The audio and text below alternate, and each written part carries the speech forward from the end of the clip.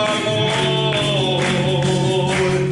Ante ti, yo vengo ante ti, Señor, a beber de tu santo amor, santo amor, fiel y verdadero, santo amor, que en la cruz brilló.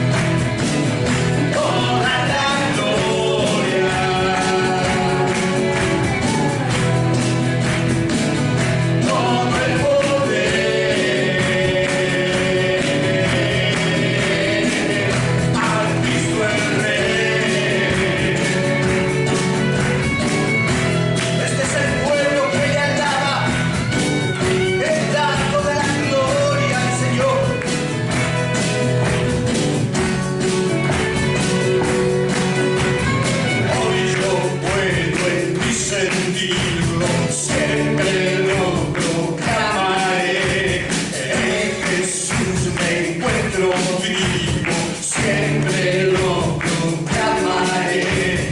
La batalla está ganada, en la cruz fue vencedor. La batalla está ganada, para siempre es vencedor. Toda la gloria,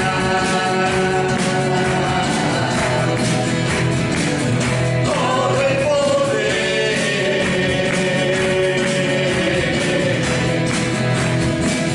toda la gloria,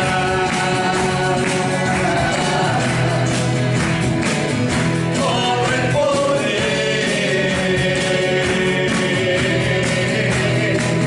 a Cristo el Rey.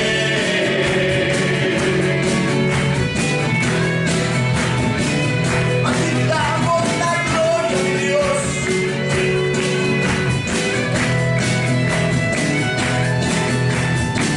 Aquí el vencido por siempre, Señor.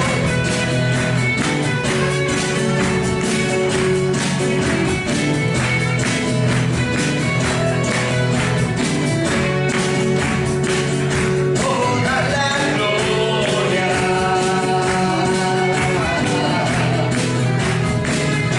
todo el poder,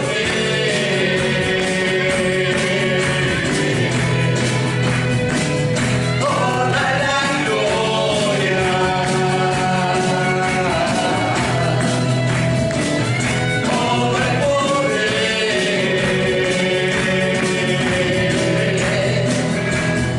a Cristo el Rey.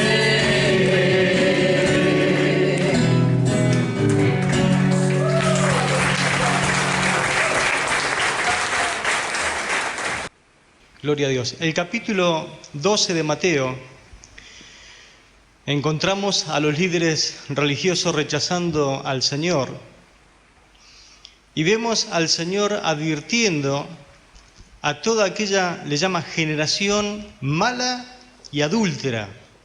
Versículos 38 y 39 del capítulo 12 de Mateo. Dice: entonces respondieron algunos de los escribas y de los fariseos diciendo: Maestro, deseamos ver de ti señal. Esto tiene como trasfondo cuando Moisés vino a ellos y le mostró señal. Él le respondió y le dijo: la generación mala y adúltera demanda señal, pero señal no le será dada sino la del profeta Jonás. Es decir, que como Jonás estuvo 3 noches y 3 días metido en el vientre del pez, así también estaría el Hijo del Hombre. Una generación que la misma Nínive, depravada y pecadora como era, habría condenado si se hubiese levantado o tenido la oportunidad en el tiempo del Señor. La reina de Sabá, sin la ventaja de pertenecer a la raza hebrea, apreciaba a Salomón su sabiduría, pero la gente de esa generación no apreció al Mesías. Sus líderes, representando al pueblo, lo rechazaron de lleno. Ella, dijo Jesús, se levantará a condenar a esa mala generación en el día del juicio.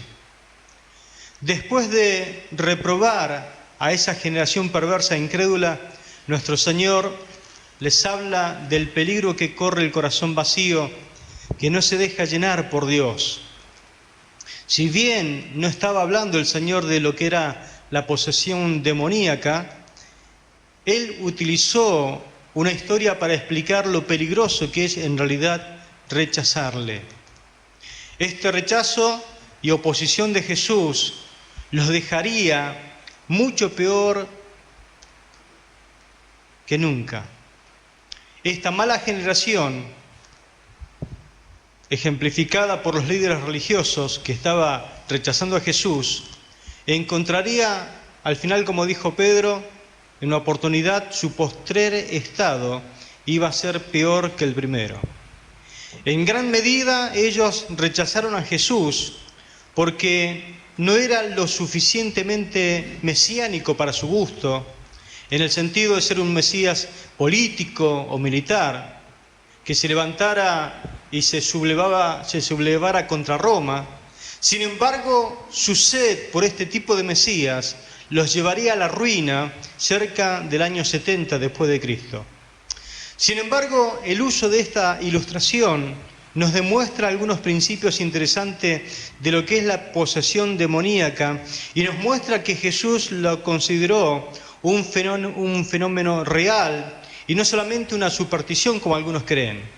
Si no hubiera habido realidad de posesiones, dijo Adam Clarke, si no hubiera habido realidad de posesiones demoníacas, nuestro Señor apenas hubiera apelado a un caso de este tipo para señalar el estado real del pueblo judío y la desolación que estaba viniendo sobre ellos.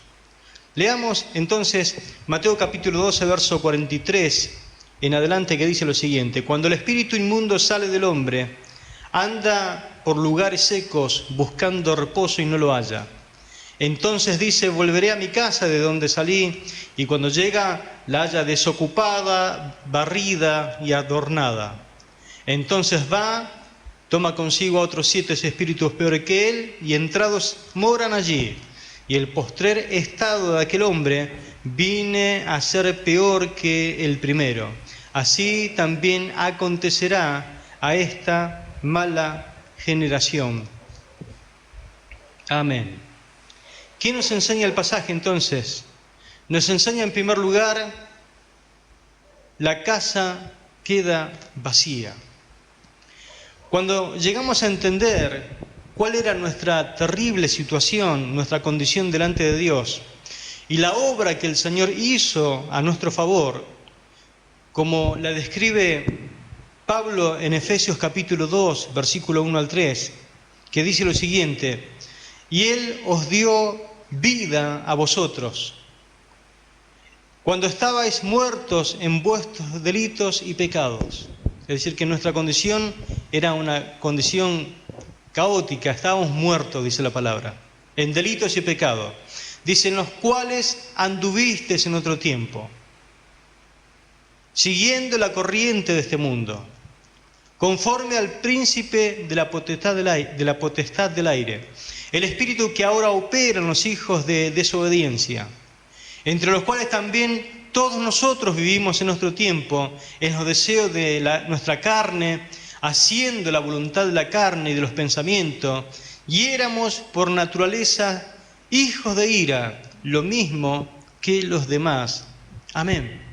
Esta era nuestra terrible condición antes de venir a Cristo, muertos en delitos y pecados, pero también haciendo nuestra voluntad. Nuestra voluntad siempre es una tendencia hacia lo malo, y sobre todo, dice la palabra, influenciado por el mismo Satanás, para que nosotros pudiésemos hacer todo contra la voluntad de Dios. Por eso la salvación es una cosa que no alcanza las palabras para poder describir lo que el Señor hizo por nosotros. Pablo da unas palabras a los Colosenses, el capítulo 1, versículo 13 y 14, hablando acerca de la obra del Señor sobre nuestras vidas. Dice: el cual nos ha librado de la potestad de las tinieblas y trasladado al reino de su Hijo amado, en quien tenemos redención por su sangre, el perdón de los pecados. Amén. Es decir, que en el Señor hay perdón suficiente. En el Señor tenemos por su sangre derramada en la cruz el perdón de todos nuestros pecados. Así que el pecado ya no se puede enseñorear más de nosotros. No nos puede tener cautivo como nos tenía cuando no conocíamos a Cristo. Hoy nosotros somos libres. Pero escuche estas palabras: el cual nos ha librado de la potestad de las tinieblas y trasladado al reino de su Hijo amado. Si usted presta atención a esta palabra escrita, se va a dar cuenta que está en tiempo pasado. No es que el Señor lo va a hacer, no es que esto va a ocurrir en la eternidad. Esto ya ocurrió cuando el Señor ganó para nosotros nuestra libertad, nuestra salvación en la cruz del Calvario. Nos libró, nos ha librado de la potestad de las tinieblas. Somos libres, somos hijos de Dios. No tenemos por qué vivir en esclavitud. No tenemos que vivir más ya bajo la voluntad del pecado. Así es como nuestra casa queda vacía, limpia del pecado, limpia de la influencia demoníaca, limpia de toda cosa que realmente perturba. Nuestra casa queda vacía. Cristo limpia nuestro corazón con su sangre y todo lo malo que hay en nuestro corazón lo deja limpio, lo saca de nuestras vidas. En Marcos capítulo 7, versículo 20 al 23, el Señor mismo enseñaba lo siguiente, pero decía que lo que del hombre sale, eso contamina al hombre, porque de adentro del corazón de los hombres salen los malos pensamientos, los adulterios, las fornicaciones, los homicidios. Fíjese si no es malo el corazón del hombre, ¿no? Los hurtos, las avaricias, las maldades, el engaño, la laxidia, la envidia, la maledicencia, la soberbia, la insensatez. Todas estas maldades de dentro salen y contaminan al hombre. No es que somos influenciados por el medio ambiente. El hombre influencia para mal y convierte los ambientes en terribles focos de pecado. Dice la palabra que todo esto hay adentro del corazón humano. Los malos pensamientos, los adulterios, el deseo de la avaricia, la maldad, el engaño, la laxidia, todas estas cosas están dentro del corazón del ser humano. Pero cuando nosotros venimos a Cristo, Él nos limpia completamente. Así que eres capaz de pensar diferente. Tus pensamientos pueden cambiar, tus gustos pueden cambiar, tus anhelos cambian.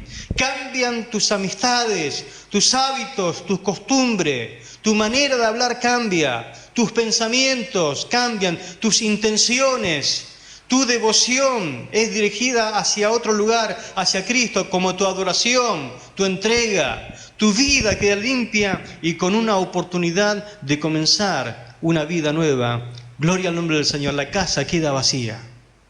Además que nos enseña este pasaje que es un peligro dejar la casa vacía. Israel había quedado limpio de su pecado, como lo enseña la historia. El Señor disciplinó a Israel por su pecado de idolatría y soportó una disciplina de 70 años, lejos en tierra extranjera. En el tiempo de Jesús, este pecado ya había sido exterminado, es decir, la casa estaba limpia, vacía, pero vacía.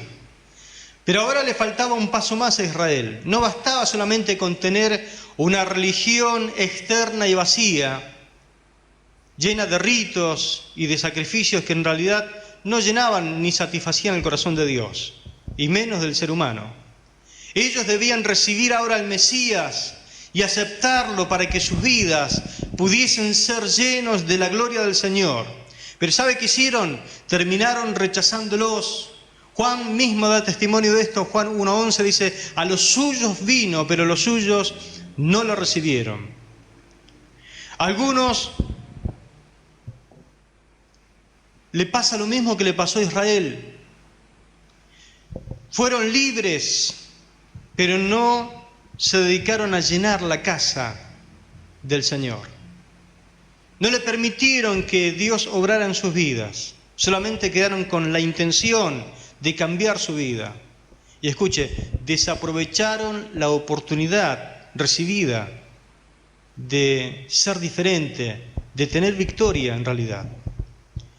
Otras personas se liberaron de sus cargas porque muchos llegan a Cristo cargados, cansados de combatir, de pelear una batalla contra un rival invisible que no saben cómo batallarlos, atormentados en sueños, enfermos, oprimidos por el diablo, viendo cosas, enredados por la magia, por la hechicería, por el mundo espiritual. Pero al venir a Cristo, el Señor los liberó. La casa quedó vacía, pero poco a poco empezaron a ceder a las estratagemas del enemigo. No se hicieron el tiempo para venir a congregarse. Es decir, el enemigo le empezó a mandar visitas cuando antes nadie te visitaba. Le empezaron a invitar a los cumpleaños cuando antes nadie te tenía en cuenta. Es decir, que el enemigo terminó llenándole la agenda. Les llenó la agenda y casi todos los compromisos, ¿saben a qué hora es? A la hora del culto, a la hora de la reunión. Y hoy no tienen tiempo para las cosas espirituales, es decir, que no tienen tiempo para Dios. Después de la conversión, después que te entregaste al Señor, después que viniste a Cristo, quiero decirte una verdad: el poder de Satanás no termina. Él sigue siendo Satanás. Claro, te escapaste de él, fuiste libre, pero él te quiere de vuelta con él. Te quiere atrapar nuevamente en sus garras. Él sigue con una amenaza incesante sobre tu vida para poder de alguna forma destruirte, porque su misión es esa: matar, hurtar y destruir. Y él no en broma. Si bien los discípulos estaban con el Señor y el Señor los protegía y los cuidaba, pero escuche esta declaración del Señor a la vida de Pedro. Lucas 22:31 dice: dijo también el Señor: Simón, Simón, he aquí Satanás os ha pedido para zarandearos como a trigo. Satanás os ha pedido para zarandearos como a trigo. Claro, cuando salieran ilesos de esa prueba iban a quedar limpios, ¿no? Porque hay pruebas que realmente Dios permita que venga sobre tu vida para mantenerte limpio. Pero Satanás, hay veces que permitido por Dios, viene para zarandearte. Mateo 6:13 dice: y no nos metas en tentación, mas líbranos del mal. El Señor enseñando acerca de la oración que nosotros deberíamos hacer todos los días delante de Dios, a nuestro Padre Celestial. Una de las cosas que debemos orar todos los días, y bien el Señor sabe por qué Él dijo esto, por qué Él lo dejó plasmado para que nosotros lo leamos, para que nosotros lo consideremos, para que nosotros oremos todos los días: Señor, no nos metas en tentación. Como el Señor fue metido en tentación.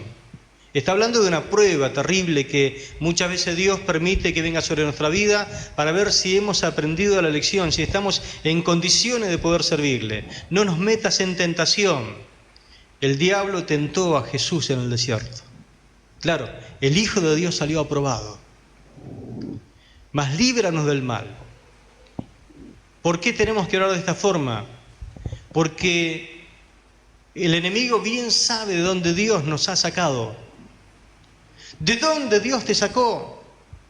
¿De qué miseria, de pecado Dios te sacó? Él conoce bien de dónde Dios extendió su mano, tomó tu mano, asió su mano y te puso sobre una peña y afirmó tus pasos. Él sabe, vaya a saber de qué hoyo de perdición te ha sacado. Es más, el diablo conoce bien cuáles son tus debilidades, porque él estuvo mucho tiempo para tratar de que caigas. Él sabe tus tentaciones, él sabe por cuántos males anduviste. Por eso es necesario que nosotros oremos todos los días, tengamos un tiempo de oración con Dios, tengamos un espíritu de oración todos los días constantemente. Usted puede vivir orando. Por eso Pablo dice: orad sin cesar. Significa orar en todo tiempo, en un espíritu de oración, estar constantemente velando y orando. Señor, líbrame de mis debilidades, allí hazte fuerte, Señor, no me metas en tentación, líbrame del mal, Señor, porque no quiero desobedecerte, no quiero caer, quiero mantenerme libre para hacer tu voluntad. Mis hermanos, hay seguridad y protección del pecado, y hay seguridad y protección de Satanás cuando nosotros estamos completamente consagrados a Cristo. Y el uso de todos los medios que Él tiene a nuestra disposición para que nosotros podamos ser más que vencedores con Cristo. Efesios 6:11 dice la Biblia: vestíos de toda la armadura de Dios para que podáis estar firmes contra las acechanzas del diablo. Vístanse de esa protección que Dios tiene para ustedes. La palabra dice para que nosotros podamos estar firmes.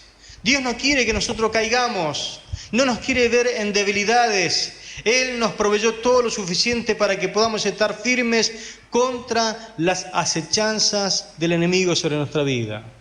Los creyentes que han sido liberados del mundo espiritual, de lo demoníaco, pero nunca han renunciado totalmente al pecado, ni han abierto su vida al Espíritu Santo de Dios que los quiere llenar, muchas veces están invitando nuevamente a esos espíritus que salieron para que regresen, para invadir nuevamente y poseerlos, para que de alguna forma pueda cumplirse lo que el Señor dijo. El espíritu que sale anda buscando a ver si puede volver, cuando ve la casa desocupada y barrida, viene y el postrer estado viene a ser peor que el primero. De repente se hace una usurpación nociva de tu casa. Lo tercero que nos enseña y lo último que vamos a ver hoy es que debemos llenar la casa.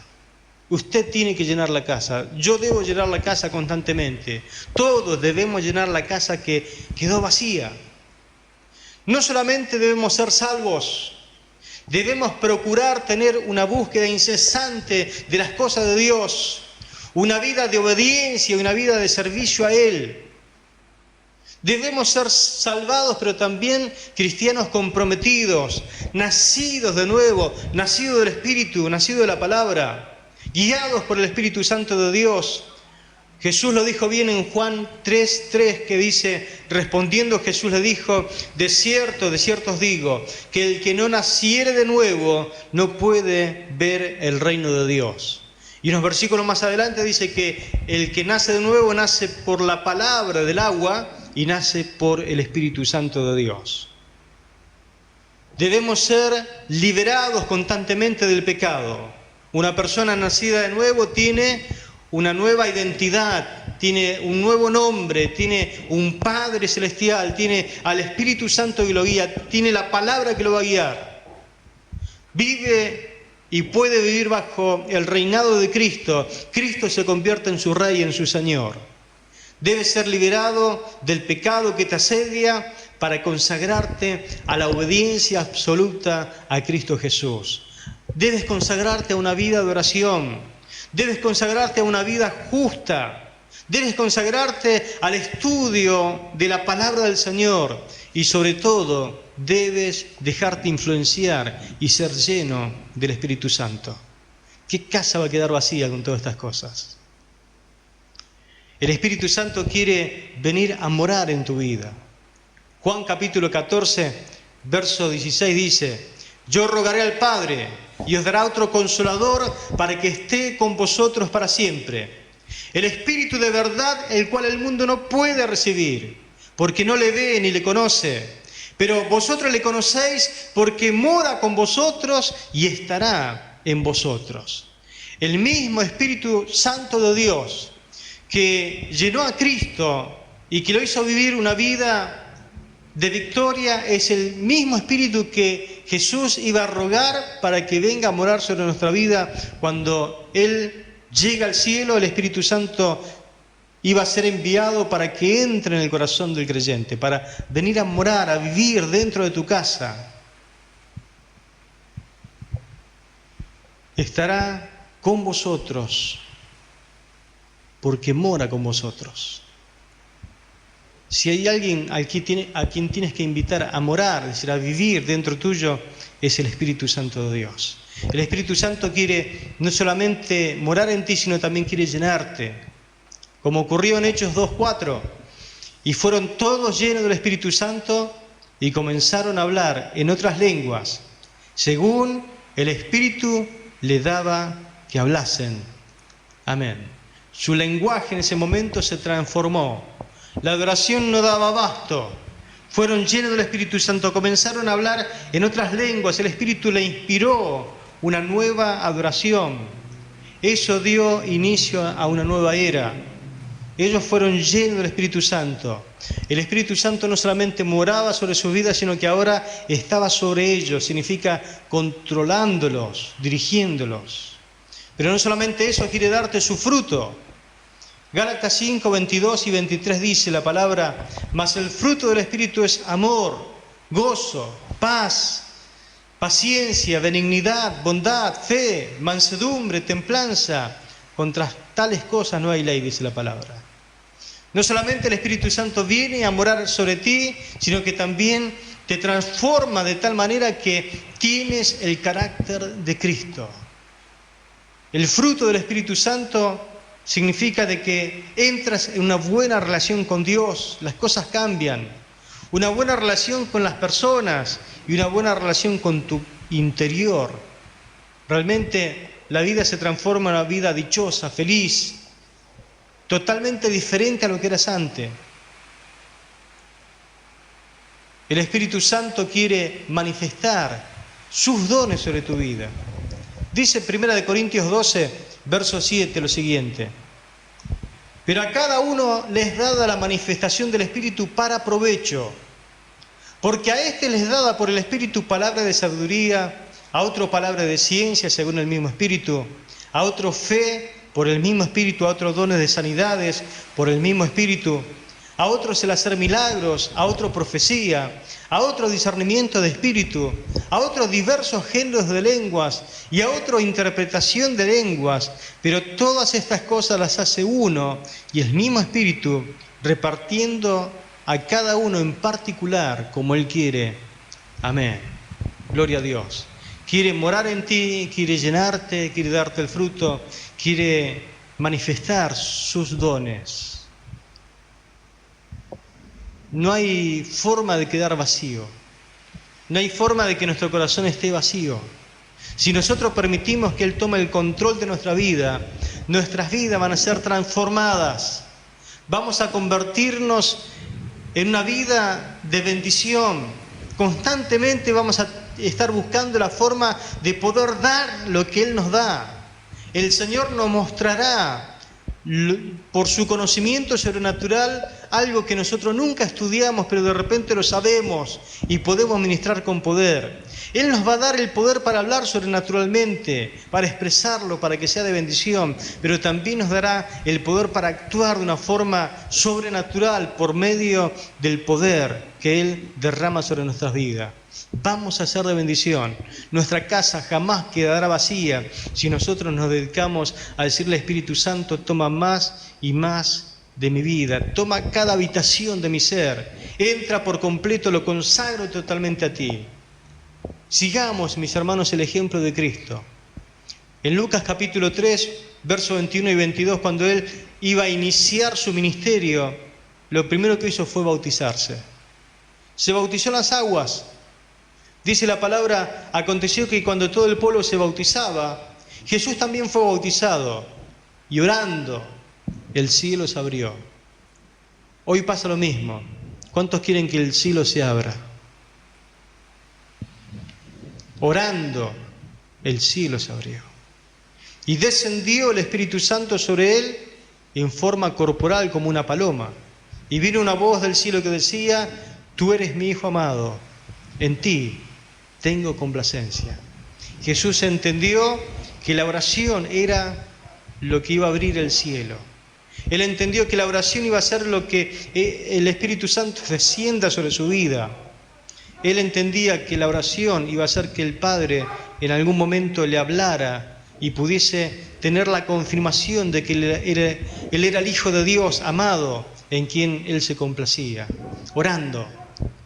¿Quieres llenar tu casa? ¿Quiere que tu casa no esté vacía? La oración hace de que el cielo se abra y tu vida quede completamente llena del Espíritu Santo. Pero aparte de todas estas cosas nos dio una misión. ¿Sabe para qué? Para estar ocupados.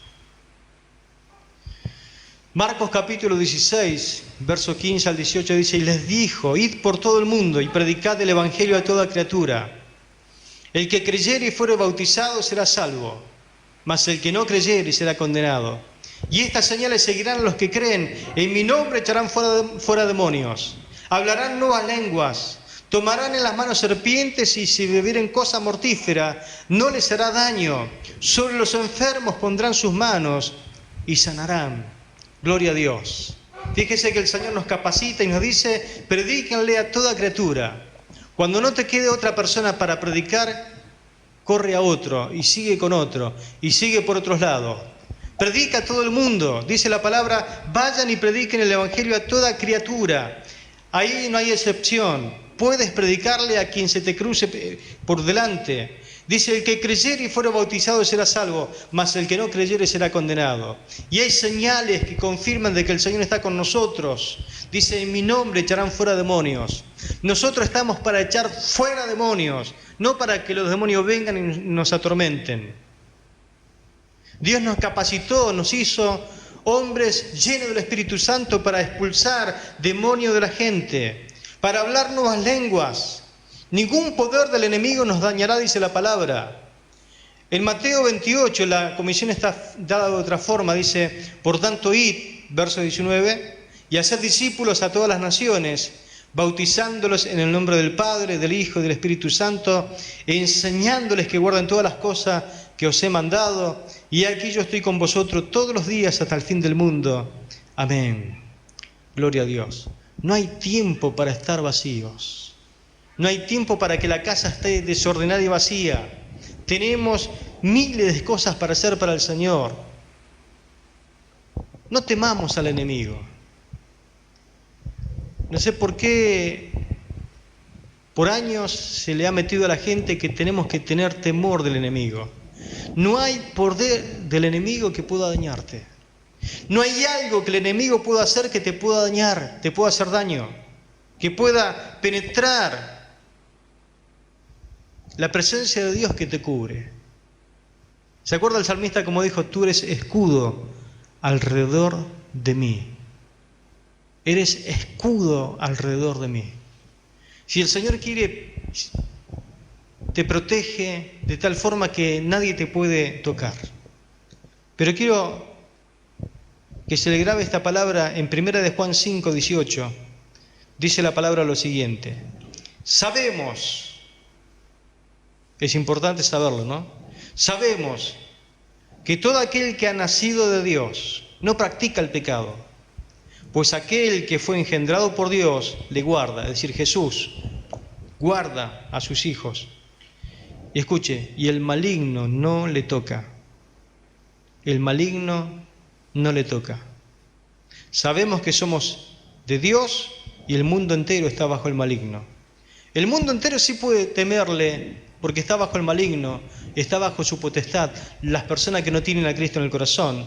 Pero nosotros que hemos nacido de Dios y que no practicamos el pecado, dice la palabra que el maligno no nos toca. ¿Cuánto creen esto? El maligno no nos toca, no puede tocarnos. Porque antes de tocarnos a nosotros va a tener que tocarlo a Dios. Y Él no quiere saber nada con Dios. Nada. Vaya a tocarle un hijo a Dios.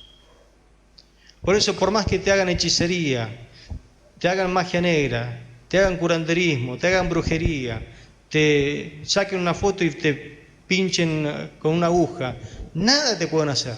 El maligno no le toca, dice. El maligno no te puede tocar. El maligno no le toca. Por más que venga todo el mundo espiritual a querer dañarte, dice que el Señor te protege.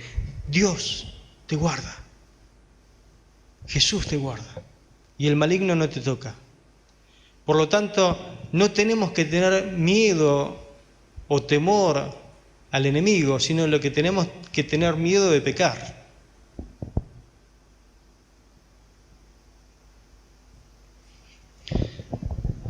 ¿Quién podría estar vacío y desocupado con lo que Dios puso a disposición de todos sus hijos? Creo que esta es una noche hermosa para llenarnos de Cristo y de todas sus provisiones preparadas para los suyos. Amén. Yo no sé si te encuentras en peligro hoy, porque tu casa puede ser que esté vacía, pero te animo a llenarla con las cosas que Dios preparó para nosotros. No es tiempo de jugar con el pecado, es tiempo de ser de bendición, es tiempo de arrebatarle a Satanás uno más para Cristo. Jesús en la cruz no perdió el tiempo, uno más para el cielo. Amén. A pesar del sufrimiento, a pesar del dolor, A pesar de la agonía, uno más se lo arrancó a Satanás allí en la misma muerte. Tu vida tiene que convertirse en un canal de bendición. Amén. No hay nadie como tú, Padre. No hay nadie como tú, Señor.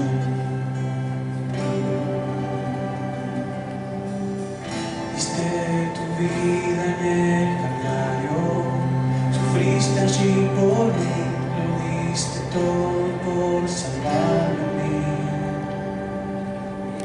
Tú padeciste en mi lugar, siempre yo te voy a amar, tu sangre diste por amor a mí. No sé cómo pagar lo que hiciste por mí, te doy mi adoración a ti.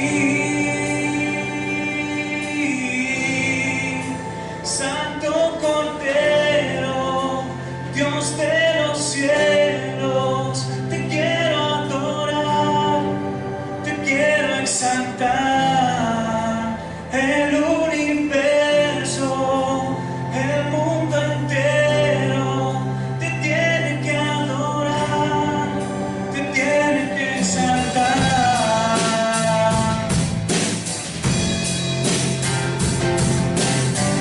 Gracias, Señor.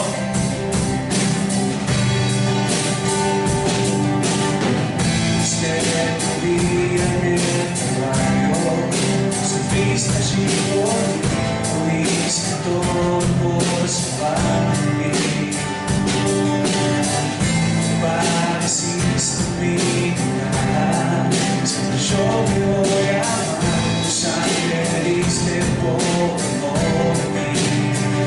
No sé cómo pagar lo que hiciste por mí, te doy mi adoración a ti. Santo Cordero, Dios de los cielos, te quiero adorar, te quiero exaltar. El universo, el mundo entero te tiene que adorar, te tiene que exaltar. Alabamos, Señor.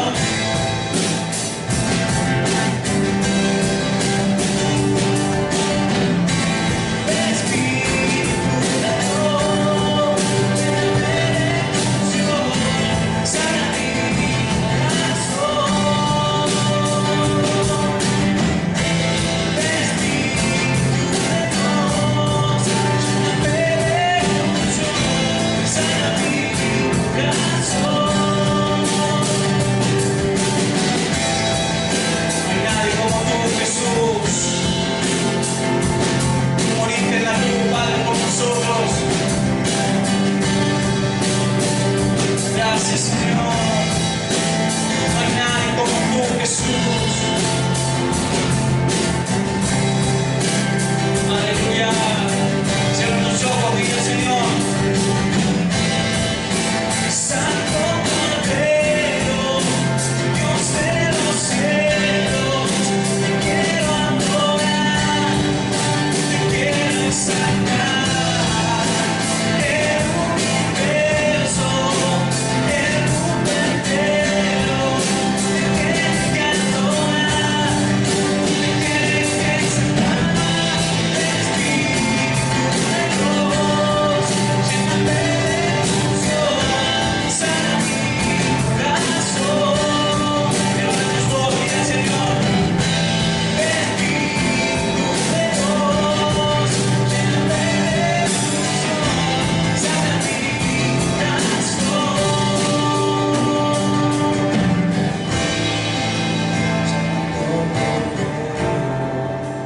Dios de los cielos, te quiero adorar, te quiero exaltar. Mira, Señor, el universo.